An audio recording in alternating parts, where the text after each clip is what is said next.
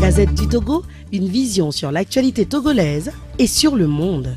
Bonjour à tous, messieurs et dames, vous avez bien fait de choisir encore votre radio Victoire FM pour vous informer. Nous sommes vendredi 19 mai 2017.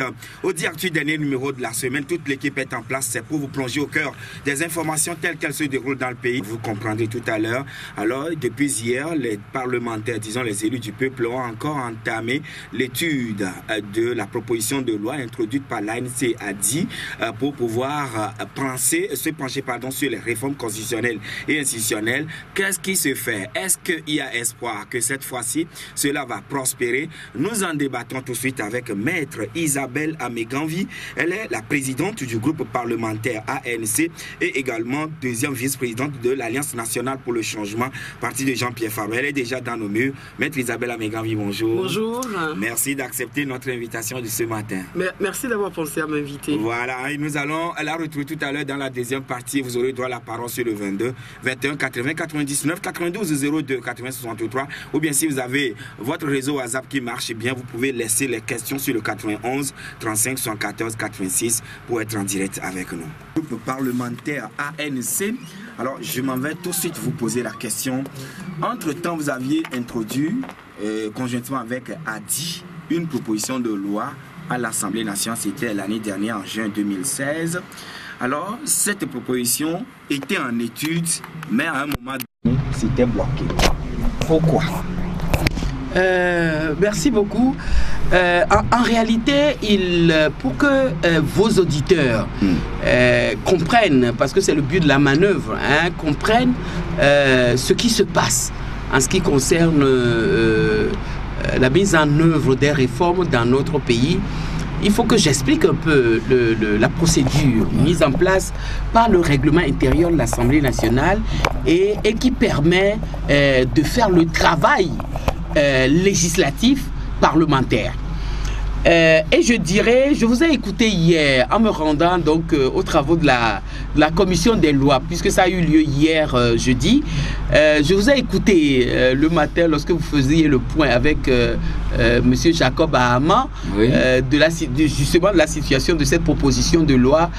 Vous aviez dit que il y a deux propositions de loi qui avaient été introduites. Une première aurait été introduite par le CAR, et puis la deuxième, celle dont on parle, a été introduite par l'ANC, les députés de l'ANC ADI. Je voulais faire une correction par rapport à cela, et c'est très important. Cette correction-là, je la fais en me basant sur l'article 144 de la Constitution, de notre Constitution, qui dit que l'initiative de la révision de la Constitution appartient concurremment au président de la République et à un cinquième au moins des députés composant l'Assemblée nationale. Ça voudrait dire quoi? Ça veut dire que lorsque vous n'êtes pas, vous ne représentez pas le cinquième des députés de l'Assemblée nationale, vous ne pouvez pas introduire une proposition de révision constitutionnelle. Or, vous n'ignorez pas que à l'Assemblée nationale, le cas est représenté par 5 députés. Donc, ils n'ont pas le quorum pour pouvoir introduire cette proposition de loi. Et donc, la première... Moi, je faisais allusion à l'initiative qui était prise par le CAR et ADI, qui avait animé une conférence de presse à César à l'époque, avant que vous puissiez, en tout cas, avant que les procédures puissent s'en suivre. Voilà à quoi je faisais allusion hier. On ne va pas revenir là-dessus, mais toujours est-il que cette première proposition de loi a été déposée sur la table de l'Assemblée le 20 novembre 2014. Voilà. Et donc, a été affectée à la commission des lois et puis a été mis en stand-by contre toute entente et n'a pas pu l'étude n'a pas pu être poursuivie. Et donc, s'agissant de la présente proposition de loi, elle a été déposée par les députés de l'ANC et de ADI le 25 juin 2016. Donc, le 29 juin 2016, dépôt de la proposition de loi sur le bureau de l'Assemblée nationale et son enregistrement donc au rôle des propositions de loi. Le rôle, ce que nous appelons en jargon législatif le rôle, c'est le programme de dépôt. C'est-à-dire que lorsque vous déposez une proposition de loi, il y a le rôle des propositions de loi où on enregistre la proposition, la date à laquelle la proposition a été déposée et on suit cette proposition parce que le règlement intérieur de la Constitution prévoit une procédure bien spécifique s'agissant de propositions de loi. Lorsque elle est déposée, elle est portée à la connaissance de la conférence des présidents, elle est portée à la connaissance du gouvernement qui doit faire ses observations là-dessus. Donc il y a le rôle qui enregistre, donc constate le dépôt des propositions. Et donc le 22 juillet 2016, cette proposition a été affectée à la commission des lois et donc a été notifiée le même jour au gouvernement. Le 5 août 2016, le président de la commission des lois a convoqué donc une réunion qui devait procéder à l'étude et à l'adoption du rapport de l'étude au fond de cette proposition de loi, et lequel rapport de l'étude au fond devait être déposé sur la table du président de l'Assemblée nationale qui devait convoquer la conférence des présidents, laquelle conférence des présidents devait fixer une date pour une plénière au cours de laquelle le texte doit être voté par l'ensemble des députés. Par l'ensemble des députés ou rejeté par la majorité. Parce que au niveau de la plénière, c'est le vote qui est la méthode d'adoption des textes à l'Assemblée nationale. Donc, cela s'est passé en 2014, lorsque, lorsque le gouvernement avait déposé un projet de loi. Parce que quand le gouvernement dépose, c'est un projet de loi, mais quand les députés le font, c'est une proposition de loi. Voyez-vous. Donc, à la commission, ce 5 août-là, contre toute attente, les députés de UNI, après un débat houleux, puisque nous sommes auteurs de la proposition de loi, donc c'est nous qui présentons la proposition de loi, et dans la procédure parlementaire, lorsque la proposition de loi vient, vous présentez ce qu'on appelle d'abord l'exposé des motifs. L'exposé des motifs, c'est les justifications de la proposition de loi. Pourquoi vous avez introduit, etc. et tout ça. Et donc, c'est moi qui ai présenté l'exposé des motifs de la proposition de loi ensemble avec la proposition de loi. Et lorsque vous présentez l'exposé des motifs, s'ouvre ce que nous appelons le débat général. C'est-à-dire que tout le monde débat sur l'exposé des motifs, les membres de la commission et à l'Assemblée nationale, ceux qui ne sont pas membres de la commission aussi peuvent participer aux travaux, mais n'ont pas voix délibérative pour l'adoption du rapport. Et donc, on a commencé le débat général. Et puis, ça s'est heurté au fait que les députés de UNIR disaient qu'entre la première proposition de loi, celle dont j'ai parlé tout à l'heure, déposée par l'ANC, le CAR et ADI, le 20 novembre 2014, que cette proposition de loi, on n'a pas eu le consensus et que c'est resté comme ça en stand-by et tout ça.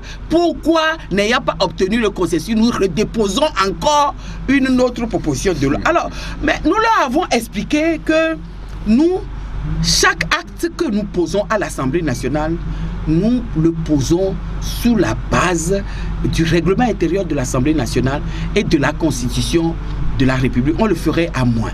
Et que le règlement intérieur est clair. Vous déposez une proposition de loi, même si elle est rejetée, vous avez la possibilité de la réintroduire seulement dans un délai donné. Donc les tests l'ont prévu ainsi. L'ont prévu ainsi et tout ça. Et donc nous leur avons dit, mais à l'Assemblée nationale, mais c'est la procédure. Le test a été déclaré recevable. Sinon, si elle n'était pas recevable, les propositions n'étaient pas recevables, on ne l'aurait pas transmise au gouvernement. On n'aurait pas convoqué une conférence des présidents qui l'a affecté à une commission, mais la commission, elle, se doit d'étudier le texte, de faire son rapport, le tableau d'amendement et de renvoyer à la plénière qui est seule souveraine pour rejeter ou pour adopter le texte. Et donc la commission a rejeté l'étude à fond donc du dossier ou de la proposition en disant que en 2014 cette même proposition était parvenue et cela avait été rejeté. Oui. C'est la raison évoquée. Voilà, que cela avait été... Non, même pas rejeté. Hein. Ça n'a pas été rejeté puisqu'ils n'ont même pas poursuivi les travaux. Je vous l'ai dit tout à l'heure qu'il avait mis en stand-by. Et donc, nous nous sommes dit que bon, le consensus qu'ils évoquent et tout ça n'a pas lieu d'être. Et donc, ils ont suspendu le 5 août 2016. Ils ont décidé d'arrêter carrément, hein, en violation du règlement intérieur de l'Assemblée nationale, parce que nulle part dans le règlement intérieur de l'Assemblée, vous ne verrez cette procédure, mais qui nous a choqués, parce que nous étions là, on a même posé la question lorsqu'il a décidé de mettre aux voix des membres de la commission l'arrêt des travaux, mais quand ils sont revenus, nous leur avons posé, mais sur quelle la base au président de la commission, sur la base de quel article du règlement est-ce que vous faites ça? Vous arrêtez les travaux, hein, d'une proposition qui a été régulièrement déposée, enregistrée à l'Assemblée nationale. Mais la réponse qu'il a donnée, c'est la séance est levée. Et de manière arbitraire? Tout à fait. Et depuis le 5 août, que cette séance a été arrêtée, comme je vous l'ai décrit, plus rien. Et donc, nous nous sommes dit, non, que nous sommes les représentants du peuple, et le peuple nous a mandaté pendant 5 ans à l'effet de le représenter à l'Assemblée nationale, de voter les lois et de contrôler l'action du gouvernement. Et vous savez que les réformes, c'est quelque chose qui est très très important à notre peuple. Ils ont fait eux-mêmes un sondage où ils déclarent que au moins 87% de la population togolaise veut les réformes.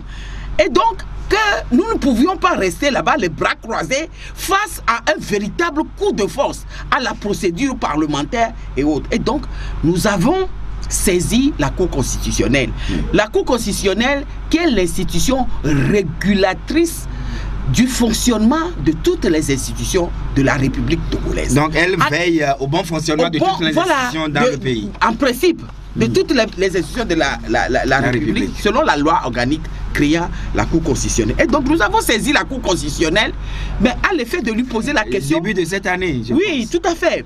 À l'effet de lui poser la question de savoir si il était normal, il était légal, il était régulier, que le président de la commission des lois puisse mettre fin aux travaux de la commission des lois sur la proposition de loi comme cela avait été fait. La Cour constitutionnelle a été saisie par un recours du 28 février 2017 par les députés de l'ALC. Et donc, la Cour constitutionnelle a le... Oui, mais entre-temps, est-ce que la Cour constitutionnelle, maître, vous êtes également juriste, la Cour constitutionnelle pouvait elle-même s'auto-saisir? Oui, mais elle pouvait s'auto-saisir. Mais on doit l'informer. Si elle est au courant de ce qui se passe. Parce que à son actif, peut-être, nous pouvons signaler qu'en réalité, les travaux en commission au niveau de l'Assemblée nationale ne sont pas publics. Ah oui. Vous savez, c'est entre les députés, ça se passe. Ce n'est pas public comme les séances plénières qui sont publiques où tous les Togolais peuvent venir et ne peuvent pas dire qu'ils ignorent ce qui se passe là-bas puisque c'est public. Oui. Mais les travaux en commission ne sont pas publics, ne sont pas ouverts. Et vous avez saisi la Cour constitutionnelle le 28, elle a répondu. Elle a répondu donc par une décision, le 22 mars 2017, par sa décision numéro C-001/17, donc du 22 mars 2017. Et lorsque vous lisez la décision de la Cour constitutionnelle, après avoir relevé les motifs qui sous-tendent le recours que nous avons formé, et tout cela dit que donc je crois saisi le président de l'Assemblée nationale, puisque le recours a été porté contre la décision d'arrêt des travaux décidée donc par le président de la commission des lois. Donc je suppose que lorsque vous saisissez la procédure est contradictoire, donc bon, celui que nous avons épinglé, si je peux parler ainsi, a été contacté et donc a envoyé une réponse que nous retrouvons dans la décision de la Cour constitutionnelle. Et donc, la Cour constitutionnelle dit que dans l'explication envoyée par le président de la commission des lois, il dit que après avoir relevé que la proposition de loi avait un contenu identique à celui de la proposition de loi rejetée par l'Assemblée nationale en juin 2014 et en janvier 2015, le projet de loi en juin, janvier, la première proposition de loi, faute de consensus, les députés de la majorité parlementaire ont jugé la nouvelle proposition inopportune dans la mesure où les conclusions de la CVJR du H-Kroun ont abouti à la nécessité de faire les réformes institutionnelles et constitutionnelles par consensus. Donc ils disent que c'est la réponse envoyée par le président de la commission à la Cour constitutionnelle. Voilà, que lors de la séance du 5 août, eux, ils ont trouvé la proposition de loi inopportune parce qu'on n'a pas recherché le consensus et donc c'est là-dessus qu'eux, ils ont décidé d'arrêter les travaux. Et nous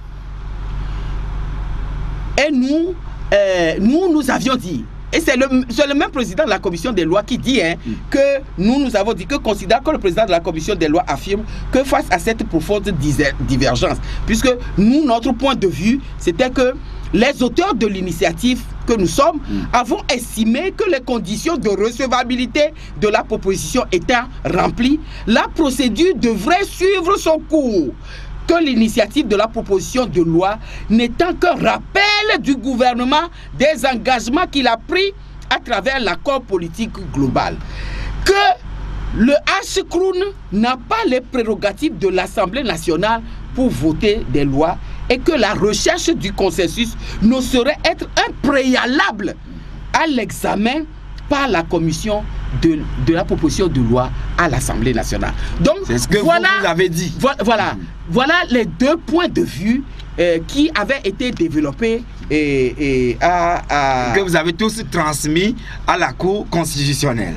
Non, nous avons fait un recours à la Cour constitutionnelle disant à la Cour constitutionnelle voilà ce qui s'est passé en violation du règlement intérieur de l'Assemblée nationale et de la Constitution de la République togolaise. Et donc, la Cour ayant demandé, parce que je suppose que la requête est transmise à qui de droit, au contradicteur, à notre contradicteur, qui a répondu. Et c'est ce que vous avez lu. Voilà, en faisant. Et donc, face à cette situation, la Cour constitutionnelle, c'était important que je vous donne les points de vue de la majorité et des auteurs de l'initiative. Et vous verrez tout à l'heure dans la réponse de la Cour constitutionnelle ce qu'elle a dit. Et la Cour répond en disant que, considérant que les députés de la majorité parlementaire ont voté pour l'arrêt de l'étude de la proposition de loi au motif que l'accord politique global, la commission vérité, justice et réconciliation, le Haut Commissariat, le H-Kroun, recommande que les réformes institutionnelles et constitutionnelles aient lieu dans le cadre d'un large consensus. Et la Cour de répondre en disant, considérant que si cette position est conforme à la charte africaine de la démocratie, des élections et de la gouvernance, notamment en son article 10, alinéa 2, qui dispose que les États doivent s'assurer que le processus d'amendement ou de révision de leur constitution repose sur un consensus national comportant le cas échéant le recours au référendum. Et ça, c'est la réponse. Cette exigence du consensus ne porte pas sur la procédure d'examen de la proposition ou projet de loi, mais sur les modalités de son adoption. Ça veut dire quoi? Ça veut dire que la Cour dit, vous ne pouvez pas assujettir l'étude de la proposition de loi à la recherche préalable du consensus. Que, en réalité, la procédure d'étude de la proposition est basée, en fait, sur les dispositions du règlement intérieur. Une fois que la proposition est recevable et que l'on a constaté sa recevabilité et autres, mais la commission se doit d'étudier dans les règles législatives. Quel que soit, même s'il n'y a pas de consensus. Non, le consensus n'est pas... Ça n'est pas une condition sine qua non préalable à l'étude, à la procédure d'étude d'un texte au niveau de l'Assemblée nationale. On n'a jamais vu ça nulle part. Et donc, hier, à la commission, j'ai posé la question de savoir, mais le projet de loi de 2014 déposé par le gouvernement, Je me rappelle bien les conditions dans lesquelles ce débat a eu lieu en commission à l'Assemblée nationale. Tous les députés, les 91 pratiquement, étaient à la commission. Quand bien même ils n'étaient pas membres de la commission. Et ça prouve à quel point ce dossier est important. Tous les députés, toutes tendances confondues, étaient à la commission en juin 2014. Lorsque nous avons commencé les débats. Alors j'ai posé la question de savoir, mais en juin, est-ce que nous avions obtenu le consensus préalable avant que la commission des lois ne fasse le travail, jusqu'à terme. Jusqu'à terme, ne rédige, vous vous rappelez, ne rédige un rapport de l'étude au fond, lequel rapport a été déposé sur la table du président de l'Assemblée nationale et lequel rapport, ensemble avec les amendements, et tout le test a été évoqué au niveau de la plénière. Je crois que c'est le 14 juin où le test est passé aux voix.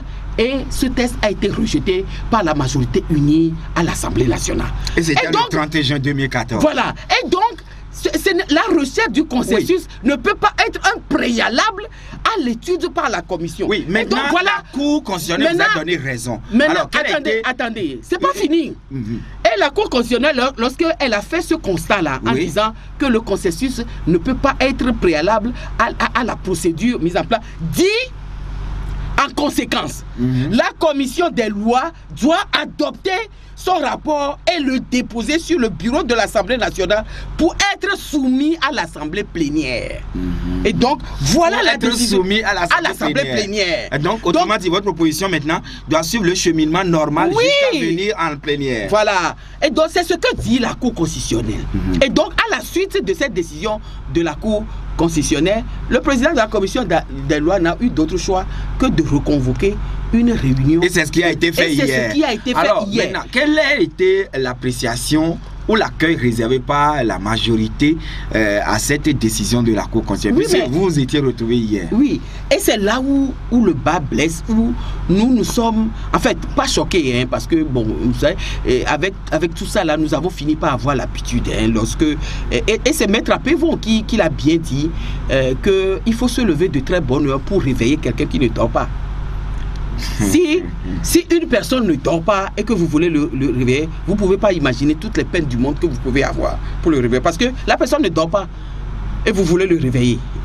Vous voyez la difficulté? Et c'est ce qui s'est passé hier à la commission des lois. Si j'ai eu à poser cette question parce que nous apprenons que cela aurait été rejeté, est-ce vrai, est-ce réel? Non, voilà. Non, rejeté parce que la commission n'a pas compétence pour rejeter un test. Je vous l'ai dit tout à l'heure, c'est la plénière. La commission n'a pas compétence pour rejeter. Et nos collègues de UNI le savent très bien, qu'ils n'ont pas compétence ni pour arrêter les travaux, ni pour rejeter un test. Mais quand nous sommes allés à la commission hier, la première surprise, c'est que il nous a été distribué un rapport, on a dit, un rapport de l'étude au fond, de la proposition de loi portant modification et tout cela. Et le président... Un rapport de l'étude au fond, tenez-vous bien. Et le président nous dit que la séance est consacrée à l'audition du rapport. Alors, nous avons dit, mais d'abord, il faut que l'intégralité de la décision de la Cour d'appel, de la Cour constitutionnelle soit lue dans son intégralité. Ce qui a été fait.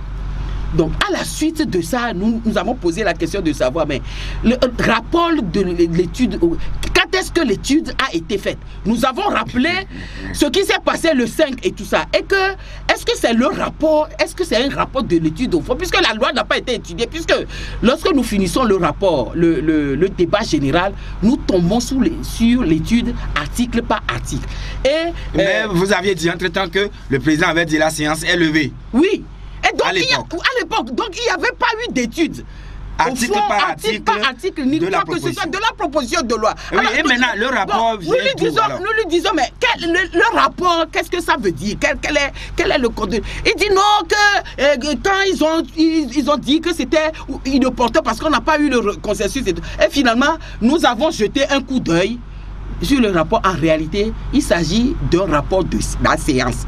C'est-à-dire que il a dit que bon voilà ce qui s'est passé. Après bon il a appelé les gens les membres de la commission qu'ils ont voté à 6 ont voté pour l'arrêt et 3 ont voté pour. Alors que tout ça, toute cette procédure n'existe pas hein, dans le règlement intérieur. Alors nous lui avons dit mais la Cour constitutionnelle vous dit de faire votre rapport et de le mettre sur le bureau du président de l'Assemblée nationale pour être évoqué par la... Est-ce qu'au niveau de l'Assemblée nationale, nous n'avons jamais discuté en plénière du rapport d'une séance de commission, ou bien c'est un rapport d'étude au fond? Et le rapport de l'étude au fond est carré, hein. Il n'y a pas de à imaginer quoi que ce soit. C'est que j'ai même pris la liberté de vous amener comment se présente un rapport de l'étude au fond à l'Assemblée nationale. Et vous verrez que c'est carré, nous n'inventons rien. Il y a d'abord l'introduction de comment le projet de loi, l'exposé des motifs, etc. et tout ça. Ensuite, il y a la présentation du projet ou de la proposition de loi. La proposition de loi est formée de 5-10 articles, libellés en titre, tel, etc. Et tout ça portant sur... Et puis sur le fond, on prend la justification de la loi qui est l'exposé des motifs et qu'on met. Ensuite, il y a les discussions en commission. La discussion en commission, dans un premier temps, il y a le débat général. Donc, le débat général, qu'est-ce que le débat général? C'est que ceux qui sont au niveau de la commission et tous les députés posent des questions aux initiateurs du projet, le gouvernement, ou des députés, la proposition. Ils posent des questions sur pourquoi ceci, pourquoi cela, etc. Et tout ça. Et ces questions-là sont consignées dans le rapport. La question numéro 1, pourquoi vous avez fait ceci? Réponse, etc. Voilà, réponse. On donne la réponse. Question numéro 2, jusqu'au nombre de questions qu'il sied de poser. Et les initiateurs répondent. Et ces questions et réponses sont consignées dans le rapport en débat général. Et maintenant, le rapport qu'on vous a transmis hier, une fois que c'est consigné dans le rapport, maintenant on en arrive au point 2 qui est l'étude particulière. Ouais. Et l'étude particulière étudie le texte article par article et dit article 1 a parlé de ceci, etc. et tout ça. Et à la fin, il y a une conclusion de ces rapports-là qui dit que la commission a récapitulé les travaux dans un tableau d'amendement, etc. et tout ça. Et que la commission a deux formules. La commission propose le présent rapport est donc adopté à telle date à l'unanimité des membres présents de la commission. Ça, c'est la première formule. Mais quand les membres de la commission ne sont pas d'accord, donc quand il n'y a pas consensus sur le texte, la formule qu'on utilise, c'est que le présent rapport est adopté à la majorité. Hein? Quand tout le monde est d'accord, c'est à l'unanimité. Quand tout le monde n'est pas d'accord, c'est à la majorité des membres présents de la commission. Donc, eu égard à ce qui précède, la commission propose, hein, c'est la commission ne commande pas, c'est les termes utilisés. La commission propose à l'Assemblée nationale l'adoption du texte qu'elle soumet à son appréciation. Et ce n'est que là que ce rapport et le tableau d'amendement est envoyé au président qui l'envoie en plénière, et en plénière, c'est en plénière que l'étude, l'adoption et autres pour aboutir au vote par oui de la proposition ou du projet, ou par le rejet par non à la majorité des députés. C'est ainsi que le rapport devrait être présenté. Maintenant, est-ce que le rapport qu'on vous a attendu hier contenait les mêmes dispositions? Vous allez répondre tout de suite, mais nous allons servir un peu les annonceurs. En studio avec notre invitée, Maître Isabelle Ameganvi, présidente du groupe parlementaire ANC. Nous parlons bien évidemment donc de la proposition de loi introduite par l'ANC et l'ADI au Parlement, dont l'étude a repris hier. Alors, Maître Isabelle Ameganvi, je vous posais tout à l'heure la question de savoir le rapport qui vous a été distribué hier. Est-ce que tout ce que vous avez énuméré, les point par point, que devrait contenir un rapport, est-ce que c'était le cas pour le rapport d'hier? Non. Que vous avez distribué? Non, pas du tout. Puisque bon, si ça avait été un rapport circonstancié, hein, un véritable rapport de l'étude au fond, ben, il y aurait aucun problème. Et puis, il peut même pas y avoir de rapport de l'étude au fond de la proposition de loi, puisque je vous ai expliqué tout à l'heure que à peine nous avions commencé le débat général, que ben, le président, après les échanges qui avaient eu lieu sur l'exposé des motifs, a mis fin aux travaux, a arrêté les travaux. Hier donc, encore? Non, le 5. Le 5. C'est-à-dire que le rapport qu'il est supposé nous avoir donné, c'est le rapport de l'étude qui avait eu le 5 août. Voilà. Or, le 5 août, il n'y avait pas eu d'étude. Donc, dans son rapport, vous verrez qu'il y a introduction. Bon, il a présenté la proposition de loi, il a présenté ceux qui étaient là, et tout ça pour une présentation de la loi, comme je vous l'ai dit tout à l'heure. Et puis, au lieu de tomber en discussion sur le débat général, tel que je vous l'ai donné tout à l'heure, il a marqué discussion en commission. Alors il dit, après la présentation de l'exposé des motifs de la proposition de loi par l'honorable Isabelle Ameganvi, un des signataires, le président de la commission a ouvert un débat général. Des préoccupations soulevées au cours du débat général, il se dégage deux positions. On n'a jamais vu ça. Il n'a pas à dégager les positions des uns, il a à enregistrer les questions posées et à donner les réponses, telles que je vous l'ai donné tout à l'heure. Question numéro 1. Voilà ce qu'on a dit. Question numéro... Réponse à la question numéro 1. Voilà ce qui se fait habituellement. Oui. Par rapport à tous les tests que vous votez. Tous les tests, c'est ce qui se fait. Ici, vous avez vu qu'il a dit position, et puis il dit pour la majorité. Et puis il raconte plein d'histoires, que consensus, etc. Maintenant, Maître Isabelle Ameganvi, est-ce qu'il y a eu des amendements apportés à votre proposition? Une très bonne question.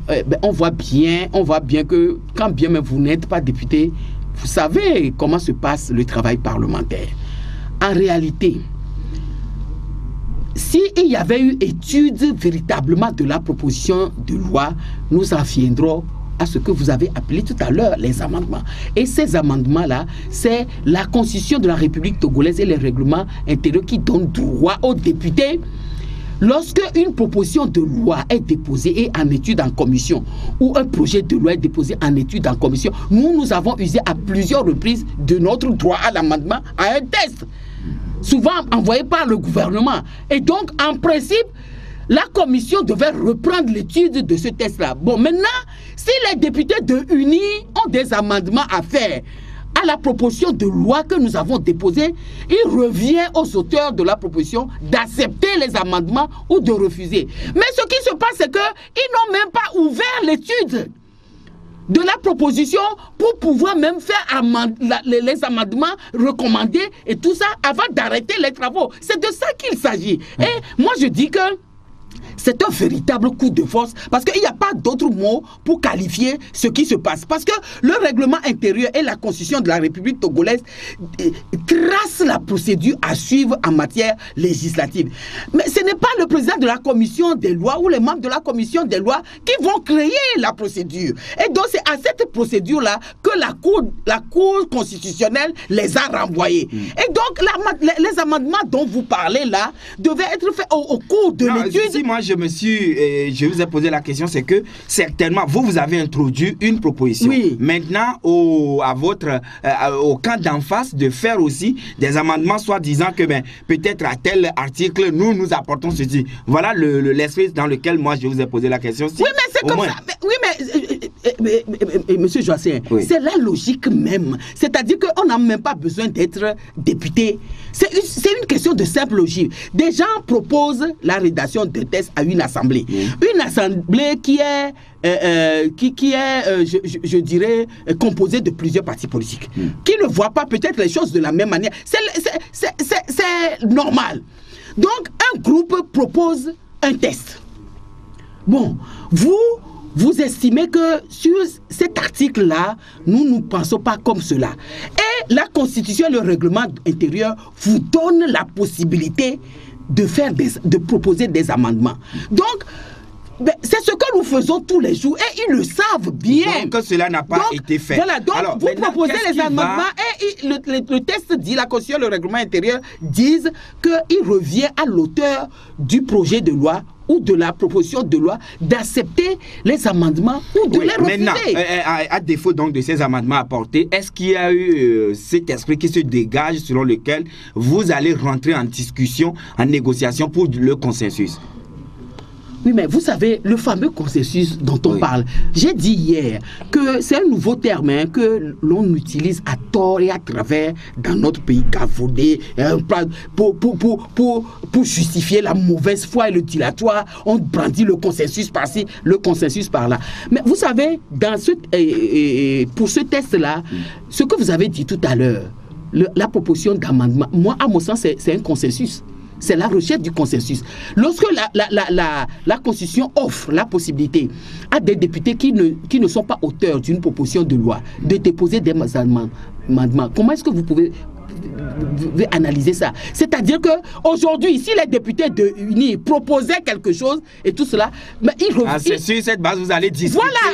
Il revient aux auteurs de la proposition de dire non, ce que vous proposez là, ce n'est pas possible pour telle ou telle raison. Bon, ou bien, oui, ce que vous proposez là, bon, d'accord, pour que nous puissions obtenir le consensus, d'accord, bon, nous allons voir et tout ça, et puis bon, nous allons dire, bon, ok, coupons la poire en deux, ou bien, bon, faisons ceci. Non, ici, on peut accepter votre amendement, mais ici, non, ce n'est pas normal, etc. Mais c'est ça la recherche du consensus. La recherche du consensus, ce n'est pas de s'opposer et de s'asseoir ou de violer les dispositions du règlement intérieur pour dire que il faut, et c'est ce qu'ils nous disent. Sommes-nous face à attendez, monsieur Jassé, ils nous disent que il faut que nous obtenions le consensus d'abord en aval avant de venir proposer le... Mais nous leur disons, mais dans quelle partie du règlement intérieur il n'a jamais été dit qu'il faut obtenir le consensus en aval avant de venir ici?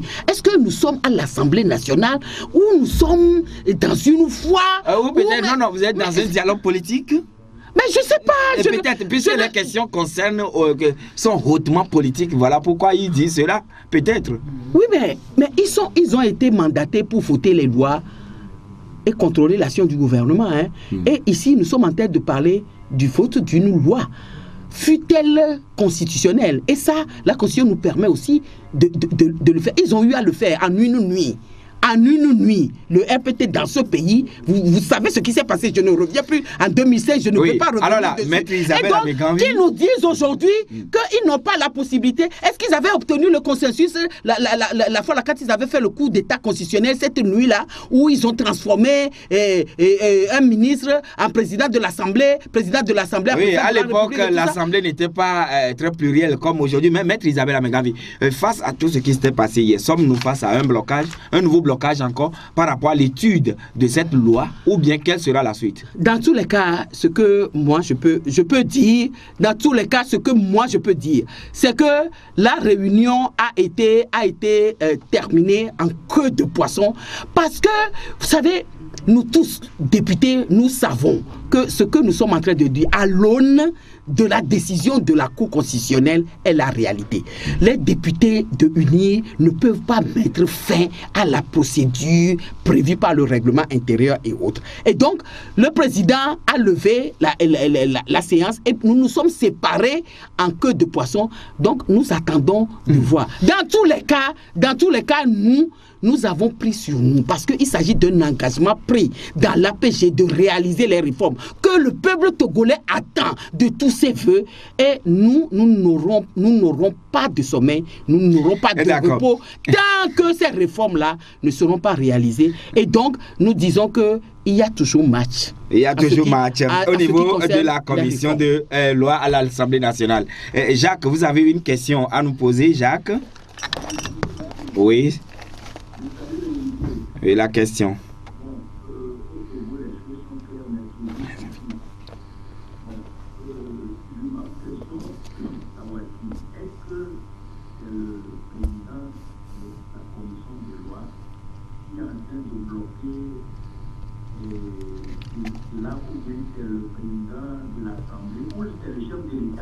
D'accord. Excusez-moi, le président de commission de loi n'a pas ce pouvoir aussi, ni le président de l'Assemblée. Est-ce que c'est le chef de l'État qui a dû bloquer tout cela? D'accord. Maître Isabelle Ameganvi, hier, voilà, vous étiez séparés en queue de poisson et vous avez écouté Jacques. Maintenant, qui est en train de, puisque ce n'est pas encore bloqué, mais qui est en train de faire la... Vous savez, Joachim, vous m'avez invité ce matin en ma qualité de président du groupe parlementaire, bien sûr, ANC. Et également, je tenais à le dire, je suis membre de la commission des lois. Ah, d'accord. Vous savez, donc, moi, j'avais double étiquette hier à la commission, membre de la commission des lois et également initiateur, l'une des initiateurs de la proposition de loi. C'est cette double étiquette. Et donc, moi, je suis venu ici, aujourd'hui, en tant que député membre de la commission. Oui, je des sais lois. pas, c'est pour cette raison que nous avons cherché que vous puissiez venir éclairer à l'antenne c'est des sur cette auditeurs. étiquette-là que je répondrai à la question de savoir que moi, je ne veux même pas analyser le fait de savoir si c'est le chef de l'État qui bloque. Ce qui m'intéresse ici, c'est qui est-ce qui bloque à l'Assemblée nationale, parce qu'il s'agit d'une procédure parlementaire. Voilà. Et je dis, et c'est pour ça que nous avions épinglé à la Cour constitutionnelle, le recours a été formé contre le président de la commission, parce que lui, il n'est pas le chef de l'État. Je fais observer que nous sommes dans un régime de séparation des pouvoirs. Et vous voyez, le problème c'est que lorsque nous nous trouvons dans une institution, les gens ignorent qu'ils représentent une institution, ils croient que nous sommes encore dans notre parti politique et que nous défendons le parti politique et en violation même du règlement intérieur. Donc, en principe, le président de la commission des lois, lui, il doit savoir que conformément au règlement intérieur et à la constitution de la République togolaise, il ne peut pas, sous le motif qu'on n'a pas obtenu un consensus préalable, arrêter les travaux d'une commission sur une proposition de loi recevable et régulièrement affectée à cette commission. Et donc, voilà. La réponse à ma question, c'est que ici, moi, je ne veux pas savoir s'il y a un donneur d'ordre quelque part. Ce n'est pas moi mon problème. Mon problème, c'est que nous sommes dans une institution, l'Assemblée nationale, régie par des règles précises. Et vous êtes nombreux, les députés de l'opposition à l'Assemblée nationale. Nous sommes à la fin. Ce sera ma dernière question à vous. Est-ce que, disons, les députés pluriels de l'opposition, vous parliez hier d'une même voix ou bien comment a été l'ambiance? Oh, vous savez, hier à l'Assemblée nationale, et c'est pour cela que je le redis encore, que le problème des réformes est un problème qui est commun à tout le peuple togolais. Les 85% dont on parle là, moi je crois que c'est... Et je l'ai remarqué hier à la commission. Tous les députés de l'opposition, toutes sensibilités confondues, ont parlé d'une seule et même voix en ce qui concerne le coup de force qui s'est encore passé hier à l'Assemblée nationale après la décision, je le redis encore, de la Cour constitutionnelle qui a essayé de remettre les choses à l'endroit. Et c'est ça que je voudrais saluer et j'estime que pour les réformes, nous devons toutes nous battre ensemble sans essayer de nous tirer les uns les autres dans les pattes. Et voilà, c'est vrai, et sans pour autant tirer les uns les autres dans les pattes, parce que c'est parfois ce à quoi les Togolais assistent de votre part, vous, les acteurs politiques de l'opposition. Mais tout voit, messieurs et dames, sachez bien que nous aurons à recevoir également les députés de UNIR ici pour venir s'expliquer aussi par rapport à tout ce qui se passe. Maître Isabelle Amégavi, merci d'être passé chez nous ce matin. Merci à vous. Et voilà, et c'est fini donc pour aujourd'hui, messieurs et dames, c'est fini. Vous allez retrouver Jacob Ahaman sur le coup de 8h35 et il c'est 30 minutes autant pour moi, et il vous entretiendra durant 1h30 pour vous permettre de comprendre l'actualité telle qu'elle se déroule dans notre pays, le Togo. Merci donc. La Gazette du Togo, une vision sur l'actualité togolaise et sur le monde. Rejoignez-nous sur le www.lagazettedutogo.com ou sur nos comptes Facebook, Twitter et YouTube. Pour tout contact, écrivez à contact@lagazettedutogo.com ou appelez le 92 80 88 53. La Gazette du Togo, c'est l'information en continu.